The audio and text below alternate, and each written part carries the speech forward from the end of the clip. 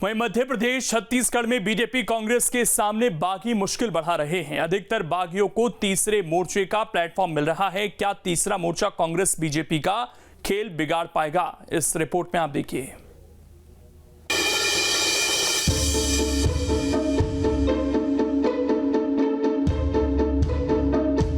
जी हां, कहीं शीर्षासन तो कहीं चरणासन। टिकट कटते ही जज्बात बदल रहे हैं। चारों तरफ बागियों का शोर सुनाई दे रहा है। मध्य प्रदेश छत्तीसगढ़ में उम्मीदवारों की घोषणा के बाद से अमूमन ऐसी ही तस्वीरें सामने आ रही हैं।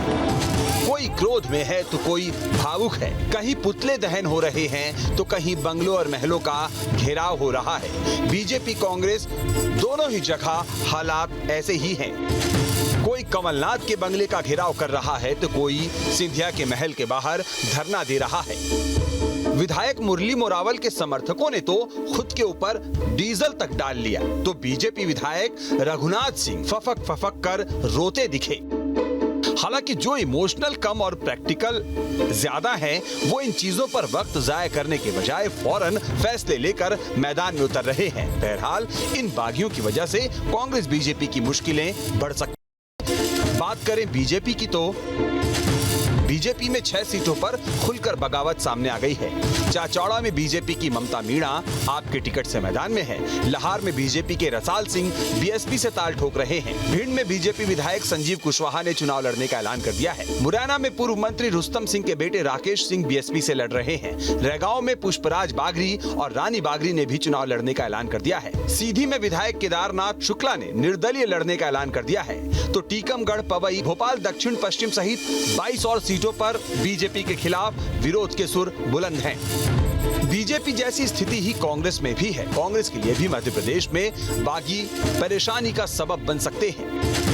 42 से ज्यादा सीटों पर कांग्रेस कैंडिडेट्स का विरोध हो रहा है। 5 सीटों पर कांग्रेस को सीधी बगावत का सामना करना पड़ रहा है। सुमावली में मौजूदा विधायक अजब सिंह कुशवाहा बीएसपी से चुनाव लड़ने जा रहे हैं। वहीं धर्मपुरी से पूर्व सांसद गजेंद्र सिंह राजू खेड़ी ने चुनाव में उतरने का ऐलान कर दिया है। भोपाल उत्तर में नासिर इस्लाम चुनाव लड़ने का ऐलान कर चुके हैं। ग्वालियर ग्रामीण में केदार कंशाना का चुनाव लड़ने का ऐलान हो चुका है। इसी तरह सागर की बंडा सीट से कांग्रेस में शामिल हुए सुधीर यादव अब आप से चुनाव लड़ेंगे। मध्य प्रदेश में ज्यादातर देखने में आ रहा है कि बीजेपी कांग्रेस छोड़ने वाले बड़े चेहरे बीएसपी का दामन ही थाम रहे हैं। इसका ताजा उदाहरण वरिष्ठ बीजेपी नेता और पूर्व मंत्री रुस्तम सिंह है। खुद रुस्तम सिंह के बेटे भी बीजेपी में शामिल हो चुके हैं और उन्हें बीएसपी से टिकट भी मिल चुका है। चुनाव मैदान में होंगे तो वो प्रत्यक्ष नुकसान पहुंचाते हैं, और जो चुनाव मैदान में नहीं होते और जो टिकट के आकांक्षी रहे, किसी भी दल में रहे हों, उनकी महत्वाकांक्षा सेवोटाइज के रूप में सामने आती है कि वो सेवोटाइज करते, तब भी नुकसान होता है। हर नेता के 5-10 हज़ार वोट तो फॉलोअर तो होते ही है ना, जो इफ़ेक्ट करते हैं। तो जो जिस दल से आया है उसको नुकसान पहुंचाता है, और फिर ये इस पर डिपेंड करता है कि कैंडिडेट कितना मैनेज करता है उनके फॉलोअर्स को, या पार्टी के जो नाराज़ तबका है उसको कैसे करता है। जो राजनीतिक दलों से यदि किसी पार्टी से चुनाव लड़ते हैं तो उस पार्टी का वोट उनको मिलता है। यदि कास्ट है या कम्युनिटी है तो उसका नुकसान जो संबंधित दल है जो उसकी राजनीति करता है उसको नुकसान होता है। कई सीटों पर बागी कांग्रेस बीजेपी के समीकरण बिगाड़ने को तैयार बैठे हैं, लेकिन कांग्रेस बीजेपी का अब भी यही दावा है कि रूठों को मना लिया जाएगा। देखिए, मुझे लगता है कि ये विश्वसनीयता का सवाल है कि जो प्रत्याशी या जो नेता अपने आप को अपने दल से बड़ा मानने लगा है और वो अपनी स्थिति को समझ नहीं पा रहा है, तो वो दल से अलग होकर अपनी स्थिति को जांचना चाहता है तो जाना चाहिए। ये समय भी है अपने आप को परखने का, लेकिन जनता भी ये जानती है कि आप मूल किसके हो, आपके विचार क्या हैं। दल को छोड़कर अच्छे गए हैं और क्या उस स्थिति में वो आए, तो मुझे लगता है कि दल से और विचार से बड़ा कोई नहीं होता। आपका विचार स्पष्ट होना चाहिए, आपका दल कौन सा है, उससे आपकी स्थिति जुड़ती है, आपका अस्तित्व जुड़ता है।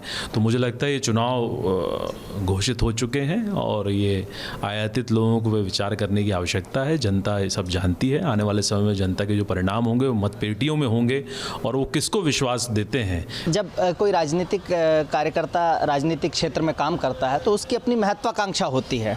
पार्टी की भी ये मजबूरी है कि हर व्यक्ति को टिकट नहीं दिया जा सकता है, सब इच्छाएं एक साथ पूरी नहीं होती है, लेकिन सरकार सबकी होती है। और एक एक कार्यकर्ता जब कांग्रेस पार्टी का मेहनत कर रहा है तो सरकार का जो भाव है कि हम मध्य प्रदेश को एक जन जन के विश्वास की जन कल्याणकारी सरकार देंगे, जो किसानों की कर्ज माफ़ी करेगी, जो महंगाई कम करेगी, जो युवाओं को रोजगार देगी, जो माताओं बहनों को सुरक्षा देगी और मध्य प्रदेश के भविष्य का नवनिर्माण हम सब मिलकर करेंगे। जब हम इन सपनों के साथ पिछले 5 साल से एक लूट की, झूठ की और सौदेबाजी की सरकार और पाखंडी भारतीय जनता पार्टी से लड़ रहे हैं, तो मुझे लगता है कि इस लड़ाई को और मजबूत करने की ज़रूरत है और मध्य प्रदेश की जनता का आशीर्वाद कांग्रेस पार्टी को मिलेगा। मध्य प्रदेश जैसे हालात छत्तीसगढ़ के हैं, जहां कांग्रेस बीजेपी दोनों में बगावत के सुर बुलंद हो रहे हैं। राजनांदगांव में पूर्व मेयर नरेश डाकलिया ने कांग्रेस से बगावत कर दिया है। नरेश डाकलिया राजनांदगांव से नामांकन भर चुके हैं। अंतागढ़ से विधायक अनूप नाग ने नामांकन भर कांग्रेस से विद्रोह किया। पाली से कांग्रेस एमएलए मोहित करकेट्टा टिकट कटने के बाद बागी हो चुके हैं। दंतेवाड़ा से ब्लॉक कांग्रेस अध्यक्ष अमुलकर नाग निर्दलीय खड़े हो गए हैं। मुंगेली कांग्रेस जिला अध्यक्ष सागर सिंह बैस लोरमी से निर्दलीय चुनाव लड़ रहे हैं। आरंग में बीजेपी से टिकट कटने के बाद वेदराम मनहरे निर्दलीय लड़ रहे हैं। सीतापुर बीजेपी जिला संयोजक बिहारी लाल तिर्की भी मैदान में उतर चुके हैं। छत्तीसगढ़ में कांग्रेस ने कुल 22 विधायकों के टिकट काटे हैं। तो कुल मिलाकर चाहे छत्तीसगढ़ हो या मध्य प्रदेश, दोनों ही जगहों पर दबाव और विद्रोह का पॉलिटिकल गेम जारी है। जिनके टिकट कटे हैं उनके जज्बात अब बदल चुके हैं। देखना दिलचस्प होगा कि ये बदले जज्बात बीजेपी कांग्रेस को कितना फायदा और कितना नुकसान पहुंचाते हैं। प्रत्याशियों की घोषणा के बाद लगातार विरोधी दूसरे दलों का दामन थाम रहे हैं, जिसका खामियाजा कहीं ना कहीं कांग्रेस और बीजेपी दोनों को होगा। हालांकि कांग्रेस और बीजेपी दोनों का ये कहना है कि इसका खामियाजा उन्हें नहीं भुगतना पड़ेगा, क्योंकि दल सबसे बड़ा होता है। लेकिन ये बात साफ है कि जब भी कोई नेता किसी दूसरे दल का दामन थामता है तो उसके पुराने दल को इसका नुकसान ज़रूर उठाना पड़ता है।